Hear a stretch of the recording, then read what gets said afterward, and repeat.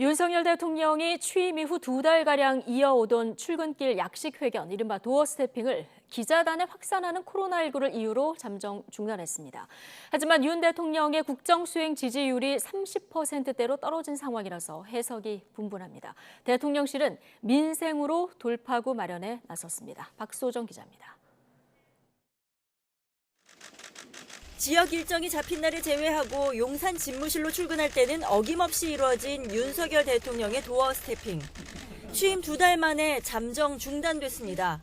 오전 8시가 넘어 갑작스럽게 도어 스태핑을 취소한다는 얘기가 전해졌는데 대통령 대변인실은 최근 기자실에서 코로나19가 확산함에 따라 당분간 중단하기로 했다고 밝혔습니다. 대통령 집무실과 기자실이 같은 건물이라 감염병에 취약한 점을 반영했다면서 대통령 공개 행사 풀 취재도 최소화하고 대변인 브리핑도 서면 위주로 진행하겠다고 공지했습니다.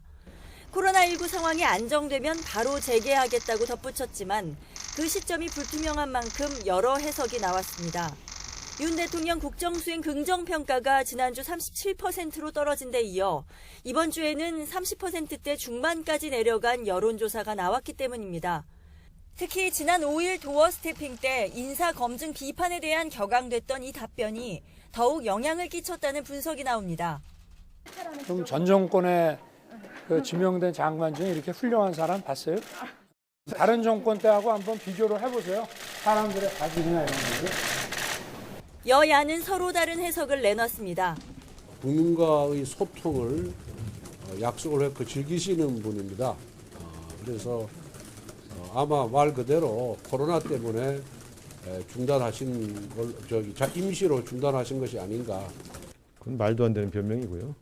한 여러 가지 실언들이 지지율 저하로 이루어진다고 하는 평가를 하신 것 같은데 조금 더 정제된 방식으로 방법을 고민하겠다 이렇게 발표하시는 게 솔직하지. 대통령실은 공식적으로 지지율에 큰 의미를 두지 않는다고 밝혔지만 내부적으로는 고심하는 분위기입니다. 국정 동력을 얻는 돌파구는 무엇보다 경제 문제, 특히 민생에서 찾아야 한다고 보고 여기에 초점을 둔다는 방침입니다. 부처별 1대1 대면 업무 보고도 가장 먼저 기획재정부부터 시작했습니다. 윤 대통령은 추경호 경제부총리에 중산층의 세부담을 줄여주기 위한 방안 마련을 지시했는데 이런 차원에서 근로소득세 개편이 추진될 것으로 보입니다. 지난주 첫 비상경제 민생회의를 주재한 윤 대통령은 이번 주부터 직접 민생 현장을 찾아 회의를 개최하고 현장의 목소리도 직접 들을 예정입니다. YTN 박소정입니다.